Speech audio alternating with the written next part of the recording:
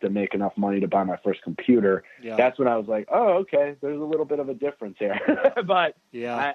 but to this day, it's weird when I look back. I didn't really see the difference, and then within a year, my financial status changed just because of being lucky enough to run a business. I was able to make around like $25,000 as a college student, and that's when I pretty much just changed my own financial status. And then for the rest of college, it was weird. I was actually the wealthy kid to a degree. What I mean by that is I had my own money, and a lot of people are still living off mom and dad, and so there wasn't really a stark difference other than maybe for a couple months where I realized it early when I got to college. But I would say that I didn't really pay attention to it really, because I didn't really know any better. Yeah. So you mentioned something, and I want to go back to it because I think it's a really important message for a lot of people, especially for parents that have kids that are thinking about working, not sure what they want to do. And that was, you said you developed early people skills. Now, you mentioned you worked at Burger King. I worked at In-N-Out Burger, fast food chain out here in California, for 12 years. And I think the skills that I learned, I would imagine, are very similar to yours. You're working a counter, you're interacting with people all day long, different personalities, complaints, compliments, people in a good mood and a bad mood. And you learn how to adapt and to communicate, which clearly, as you mentioned, played a role later on in your life with communicating with teachers and other people, right? I mean, I think that's a really important skill. Yeah, I mean, you run a successful business, Jim, and I mean, in my opinion, the number one skill set of someone who's, or at least what I've seen, is somebody who can build relationships and handle stress, you know, and I would say that especially, and again, I always joke and say I wish I would have, instead of working at fast food, I should have been a server because I would have made more money. Right. But in fast food, as you know, especially In-N-Out Burger, pretty much identical, might even be busier. It's pretty stressful. Like, it kind of blows my mind at how little I was making for how stressful it was. I was working drive-through, making food and serving all these people. And then you have someone who's like, you remember this, they're impatient, 4 or 5 minutes. I'm like, now I think back, I'm like, do you really think a quality food is going to be ready in 3 minutes? Yeah.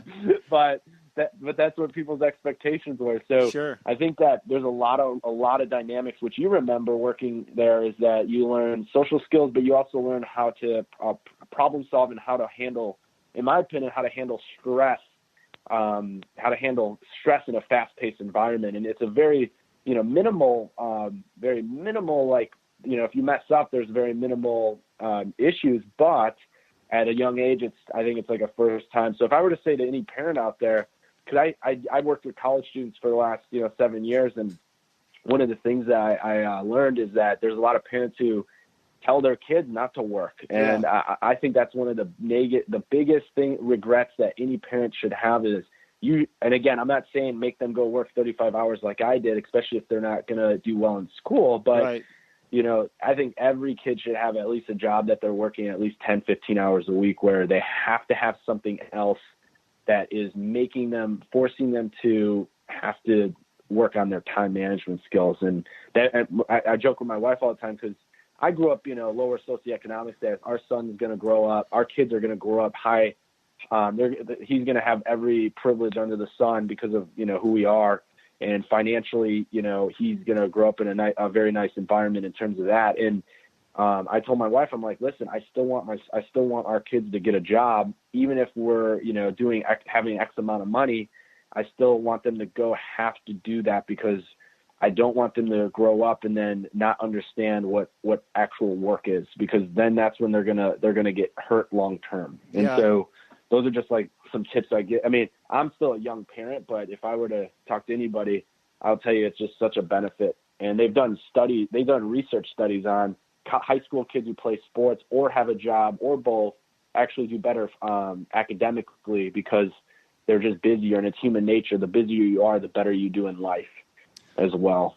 Well, I've heard arguments that wealthy kids that don't have to go to work, as young adults, have it worse off later on in life than kids that have to go to work, because they're not developing those social skills like we talked about, being able to interact with people. I mean, how many young adults that you've met that haven't had to work or require some type of social skill interaction, they hang their head low. They don't have the confidence to do a project or be involved even in a normal social activity. Whereas you've got the kid that's been working at Burger King or In-N-Out, from 15 and a half to 18, they're happy, they're outgoing, they're not afraid to talk to strangers, and they're already ahead of the curve in their social skills by the time they start going to college, interacting with, whether they're college roommates and or trade school, and those values that they learn are invaluable as kids. And like you, I tell parents all the time, get your kid in some type of fast food work. I know it's got a negative stigma to it because it's greasy, whatever, but it allows them to interact with people every single day and encounter different situations. So we kind of diverted there, but I think it's so important, Yeah, I'm in agreement, Jim, with you. So, and it's funny, I didn't know you worked there, and that's hilarious. It sounds like we had a similar upbringing. So. Hey, man, got us to where we're at. So you mentioned starting your first business in college at 18. What was that business? What made you decide to do it, and how did it go? Awesome. So it's just your standard college painting business. I ran a $80,000 painting company. And it was my first time doing, I would say that I did sales like we talked about at all the other jobs, technically, learning how to negotiate and all that. But this is my first time actually negotiating, $5,000, $6,000, $7,000 paint jobs. And, actually talking real money with clients and whatnot. So it was, at first I was actually horrible. I for 9 weeks didn't close a deal. And it was my first lesson in business, which was I was in the wrong market. I was targeting the wrong audience, and I literally drove 15 minutes away from where I was at. And all of a sudden, over the next month, I booked $60,000 of clients, and kind of the rest is history from there.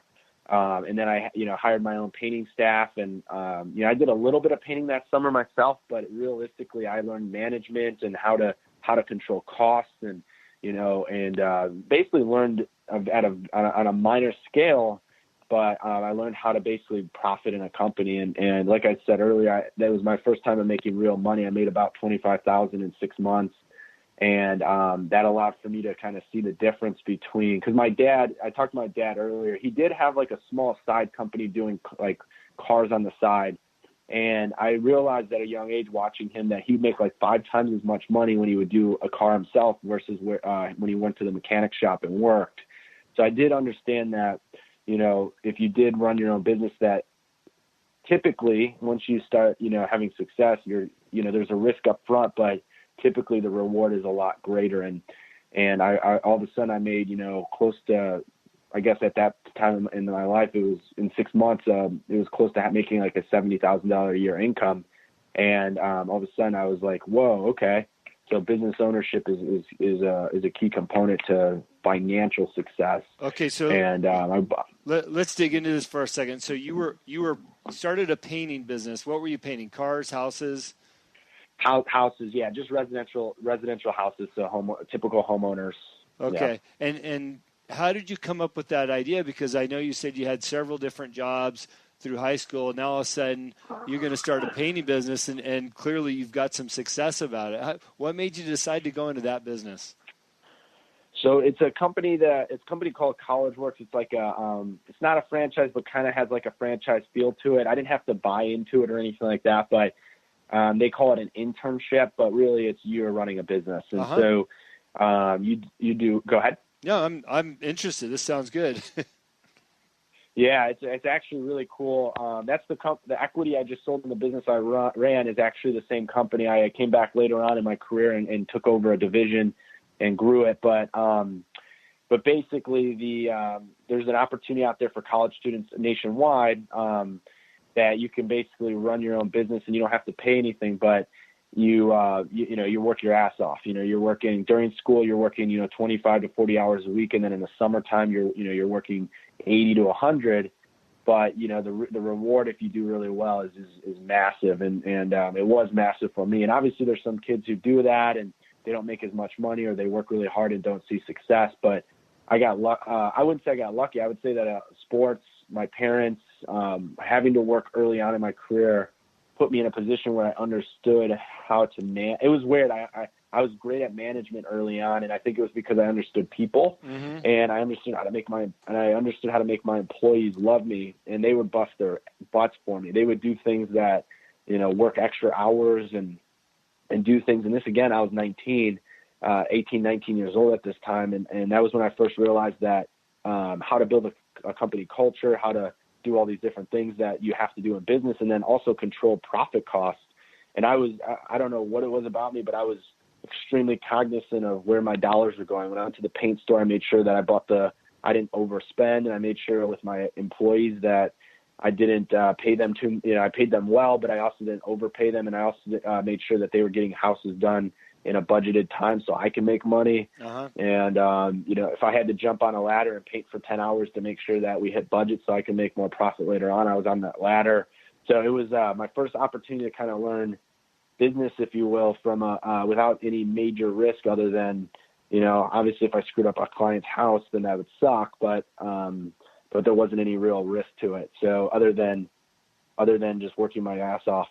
Yeah, sure. Language, but no. Hey, look, man, at the end of the day, sometimes it's just about flat out hard work. And I think a lot of people don't understand that the success comes from hard work.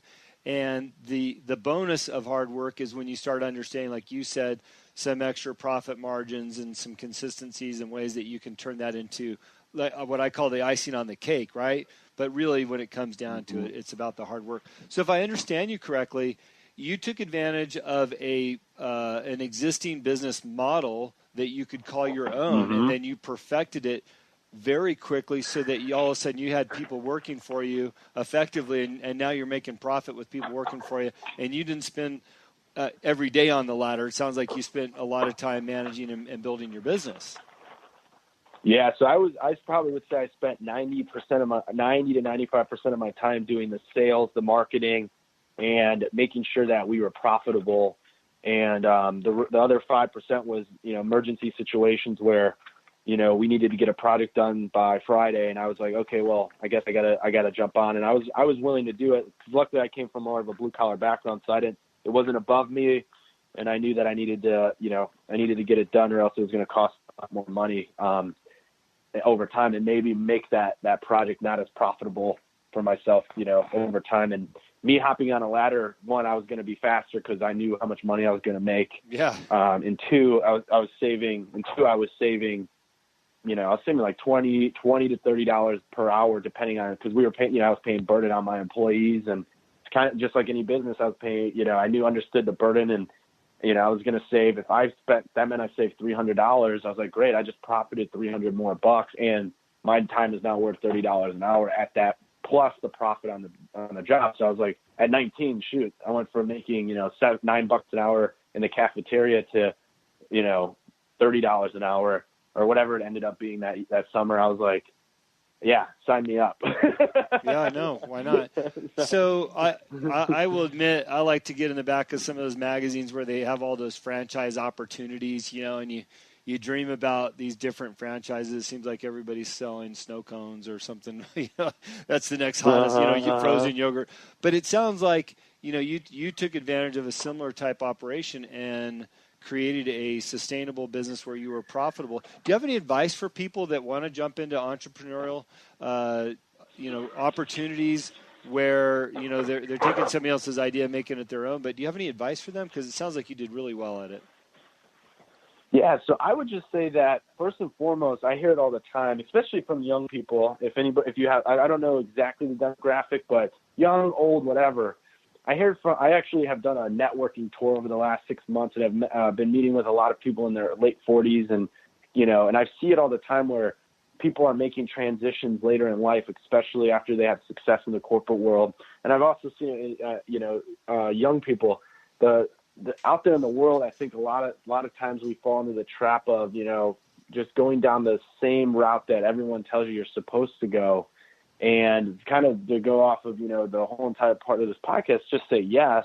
The idea is, don't just say yes. Do your research, figure out if it's actually a viable model. I've looked into tons of franchises like Cold Stone and all these, because I thought about opening up an ice cream shop, and because I used to be a big ice cream fan, but what I would give anybody advice on is do your research first, but don't overdo it because sometimes that holds people back. I would say